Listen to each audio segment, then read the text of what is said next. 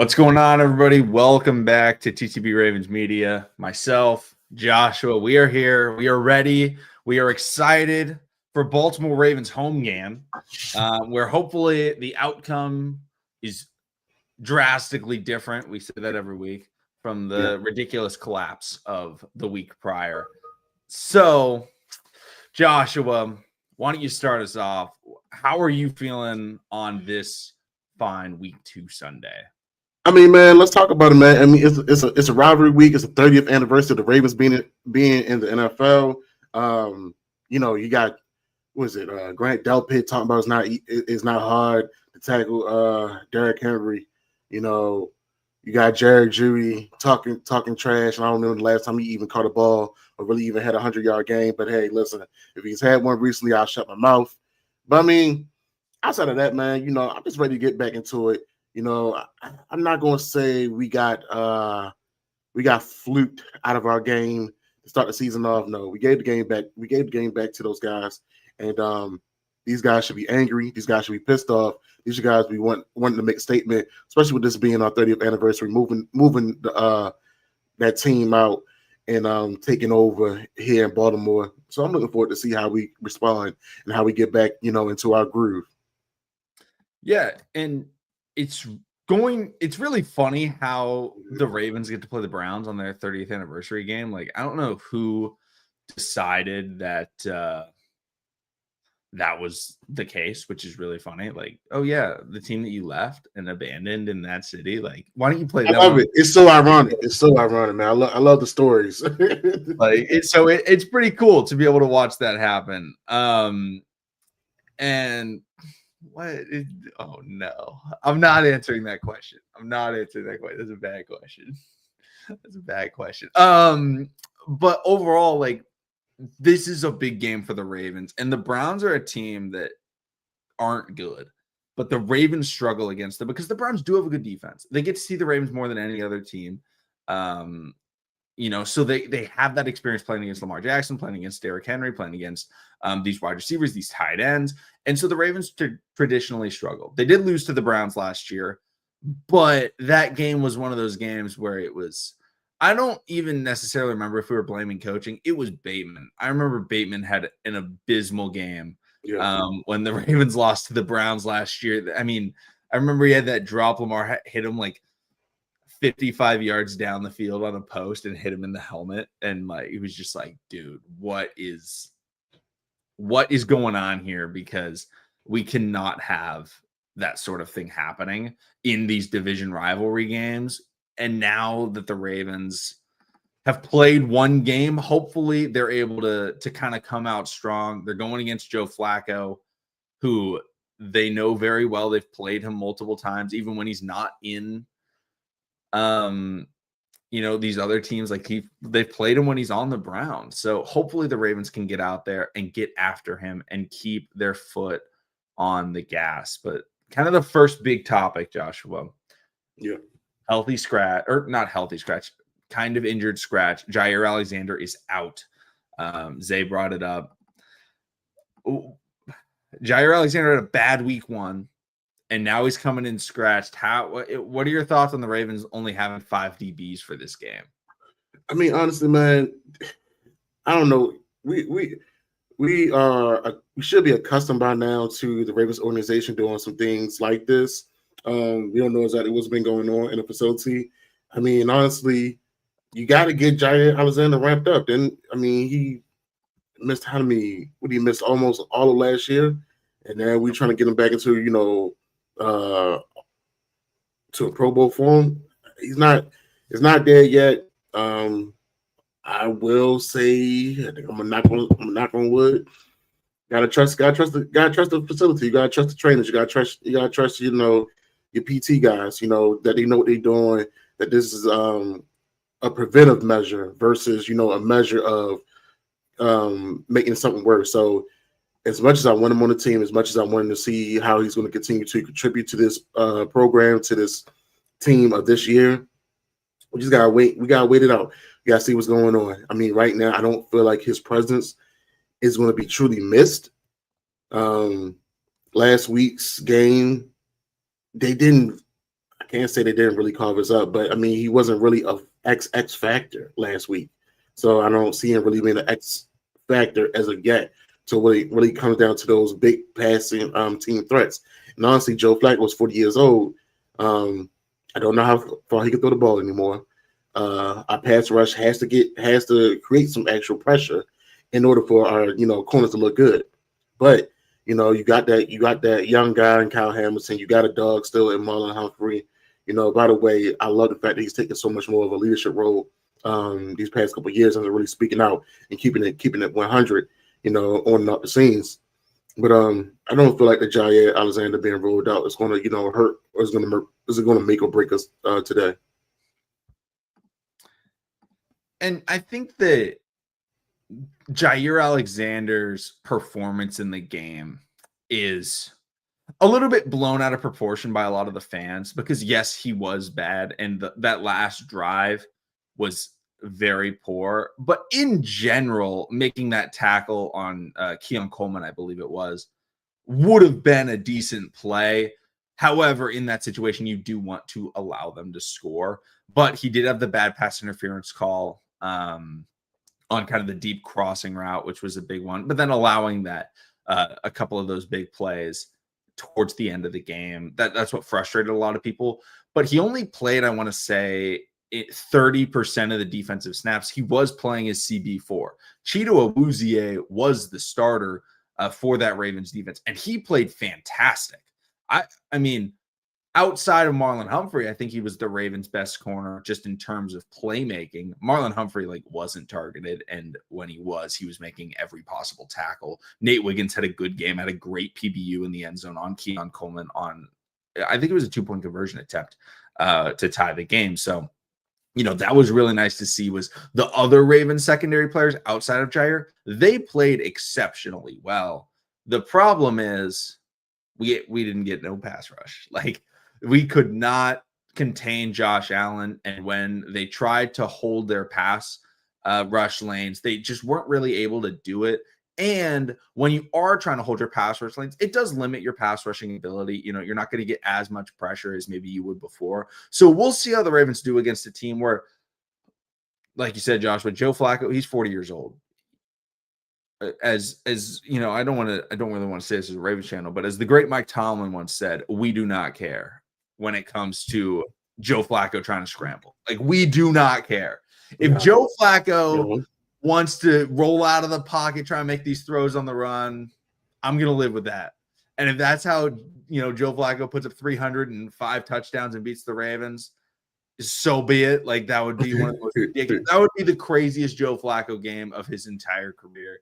And we all know he's had some wild games. He threw for 5 touchdown passes in 17 minutes against the Buccaneers one time. He's had some crazy games. That would be the craziest. So let's see how Mike Green does. Let's see how Adafe does.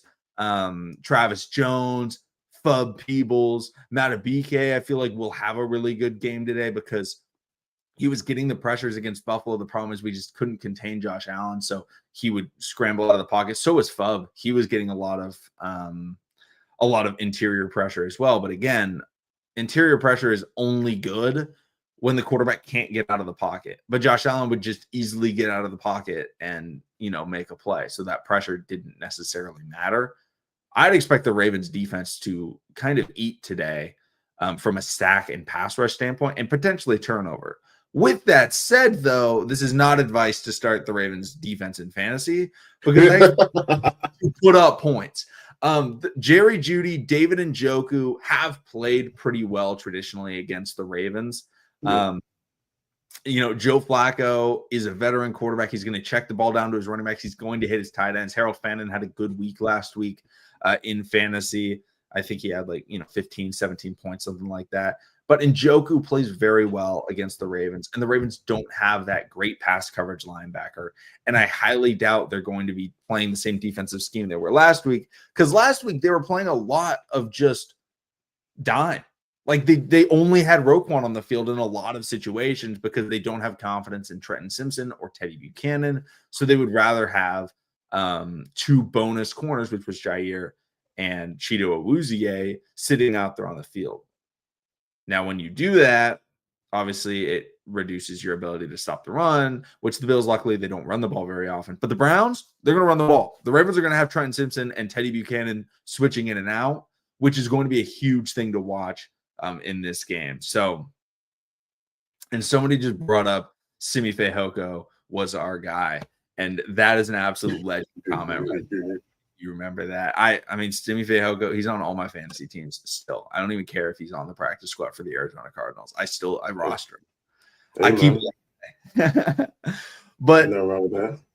You just got to make sure that the Ravens defense limits the big plays, and the Browns will score. But if the Ravens make it where the Browns touchdown drives, where they're scoring drives, are these long brought out drives, and you get a couple of drive stops, because that was the problem with the Bills. Like, they weren't actually stopping the Bills. The Bills would just score and the Ravens would score. And that's how the Bills stayed in the game.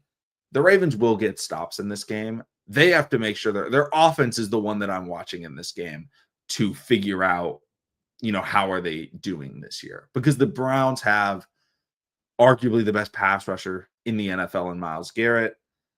They've got a very good defensive coordinator in Jim Schwartz, which I think is just the funniest name because it sounds just like Jim Shorts. And I'm like, is a fantastic coach name. But I'm looking at the offense for me. How does Derrick Henry do? Which I'm looking for him to just run a guy over. And maybe Max Kellerman will bring it up and it'll actually happen, as he did Canelo. Oh man, that was a hell of a fight last night. I don't know who else stayed up for that one, but that was a hell of a fight, man. But me personally, I'm more concerned about that defense. Defense win championships. They, supposedly in this locker room, this facility, they are in a win now state. The only way you only win these type of games is by defense. This is what the Baltimore Ravens were built on. Defense. 2000, they won due to defense. I think Shannon Sharp on his podcast with Ocho, he gave the rundown of how many yards New York Giants had. I think it was about 178 yards, maybe 200 at that total yards for offense. And granted, you feel me, 2000 offense and defense football was different, but 2012. They, even with the whole, pausing of the game after Beyonce used up all the lights in New Orleans, used all electricity power in New Orleans with her halftime show, defense was the one to rally everything together and get us that W. Yes, we have a franchise QB, which is, to this caliber is hard to say because of all the different type of QBs we have had at the helm in Baltimore Ravens franchise. But it got to come back to that defense. I mean, we had to be honest. Roquan Smith has lost a step since we traded for him. He's not the same role. And he's not being as effective as he used to. But he has to will himself. He has to will his guys to fight along with him, man. So I want to see how, Adafi, this is a contract year. Like I said previously, that extra weight can be hit or miss. The thing about, these mobile quarterbacks, you got to still, even though you can get up the field, you still have to be able to contain those outsides. I saw Mike Green, he had chances, he had opportunities. He got up the field, but he didn't have his containment. You had to be smart, when you're on that field. So I want to see, how our pass rush bounce back. Can our linebackers play back in coverage? I want to see how Zachary Orr as a DC, continues to develop. Because he has his moments too. And if you're going to be in a win now, you have to learn from your mistakes. You have to, make those changes and come back out and make and win. Straight up win. You can't. There's no way around it. I know guys is hungry, but you can't have that same type of heart. You can't have that same type of fire for everybody. Everybody has to dig deep, and figure out their why. So if your why is to get a Super Bowl, and if your why is to be that top dog, if your why is to get that money, by all means, go out there and ball out. So, bounce back, make a statement, go out there, and just destroy it. It's our 30th anniversary. 30th anniversary. This will be the best way to make a statement to an AFC North rival. On your 30th anniversary, you better go out like your team did back in the day and try and bully them. Run the football. I need the Ravens to just out physical the Browns because the Ravens can outskill the Browns. That is not the key to beating the Browns. The key to beating the Browns is manhandling them at the point of attack, at the line of scrimmage, disrupting their offensive line so that they can't run the football, and hitting their running backs and tight ends harder than they hit yours. Because the Ravens this year against Buffalo, the Ravens weren't playing overly physical. Now, they didn't have maybe their most physical player, Patrick Ricard, but they still had Derrick Henry. They still have these tight ends. The Ravens weren't utilizing their tight ends. Mark Andrews couldn't get open. Charlie Kolar wasn't really getting open. The only wide receiver that was really getting open was Zay Flowers, but also shout out DeAndre Hopkins for making an incredible catch, which we knew DeAndre Hopkins is not a get open wide receiver at this point. He's more of a just give him the football and he's going to make a play receiver. And he did that. He made a physical catch. But I'd like to see DeAndre Hopkins a lot more involved today because he has that physical nature. He can help impose the Ravens will. Because if Mark Andrews isn't getting open, I have much more faith in DeAndre Hopkins to make a contested catch or a covered catch or a physical catch than I do for Mark Andrews or Charlie Kolar, because I just feel like DeAndre Hopkins has better hands and better positioning. And hopefully Lamar Jackson is getting a little bit more of that trust, because he's been trying to get DeAndre Hopkins, and then he, gives him that opportunity, that one chance, and he's able to bring it down. The other thing is, it feels like, a guy like Grant Delpit's a hard-hitting safety. Don't get me wrong. But one thing that I feel like when you make these kind of claims about someone like a Derrick Henry, my hope is that maybe he's going to focus Derrick Henry a little bit too hard, right? Lamar Jackson on the keeper could be a good way to start this game, kind of establish that, hey, yes, you guys have been talking about stopping Derrick Henry, but Lamar Jackson's really the one to stop on this team. Utilize the play action. I want to see them take some deep shots, because they really didn't do it very often against Buffalo. They didn't use Tez Walker at all against Buffalo. But again, it's hard to criticize this Ravens offense when it was wildly productive against the Buffalo Bills. I mean, they scored on almost every drive.